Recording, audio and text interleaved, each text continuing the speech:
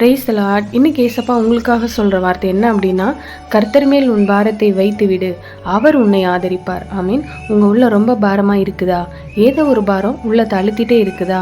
ஒரு கவலை, ஒரு சோர்வு, ஒரு பயம், ஒரு பிரச்சனை, ஒரு தேவை உங்கள் உள்ளத்தை ரொம்ப பாதிக்குதா?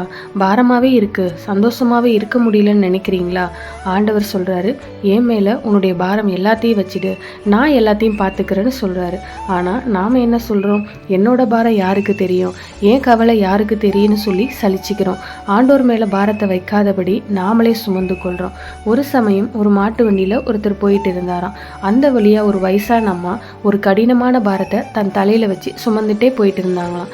அதை பார்த்த அந்த வண்டிக்காரருக்கு அவங்க மேலே ஒரு இரக்கம் வந்து அவர் அந்த வண்டியை நிறுத்திட்டு, அம்மா நீங்கள் எங்கே போகணும்னு கேட்குறாரு. அவங்களும் ஒரு குறிப்பிட்ட ஊரை சொல்கிறாங்க. அதுக்கு அவர், நானும் அந்த ஊருக்கு தான் போகிறேன், நீங்கள் வேணால் என் வண்டியில் ஏறிக்கங்க, நான் உங்களை அங்கே விட்டுறேன்னு சொன்னாங்களாம். சொன்ன உடனே அவங்களும் சரின்னு சொல்லி அந்த வண்டியில் ஏறி உட்கார்ந்துட்டாங்க. கொஞ்ச தூரம் போன உடனே அந்த வண்டிக்காரர் அந்த அம்மாவை திரும்பி பார்த்தாராம். அந்த அம்மா தன்னோட தலையில் இருக்க பாரத்தை கீழே வைக்காம தலையிலே வச்சுட்டு உட்கார்ந்துருந்தாங்களாம்.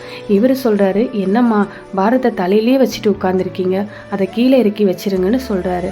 அதுக்கு அந்த அம்மா, ஐயா இது ரொம்ப தாங்க முடியாத பாரம், எனக்கு தான் தெரியும் இது எவ்வளோ வெயிட்டுன்னு, இந்த வண்டிலாம் இந்த பாரத்தை தாங்காது, அதனால தான் அதை நான் என் தலையிலே வச்சுருக்கேன்னு சொன்னாங்களாம். அந்த வண்டிக்காரர் சிரிச்சிட்டே சொன்னாராம், உங்களையும் அந்த பாரத்தையும் சேர்த்து தான் இந்த வண்டி சுமக்குது, இறக்கி வச்சிருங்கன்னு சொன்னாராம்.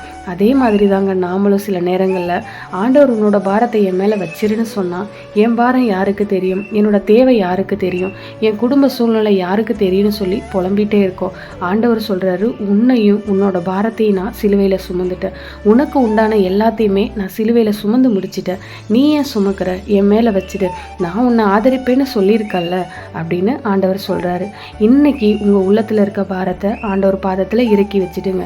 அது எந்த விதமான பாரமாக இருந்தாலும் சரி, ஆண்டவர் பாதத்தில் வச்சிடுங்க. அவர் உங்களை ஆதரித்து நடத்துவார். உங்களோட பாரம் எல்லாத்தையுமே நீக்கி சமாதானத்தோடும் சந்தோஷத்தோடும் நீங்கள் வாழும்படி அவர் செய்வார்.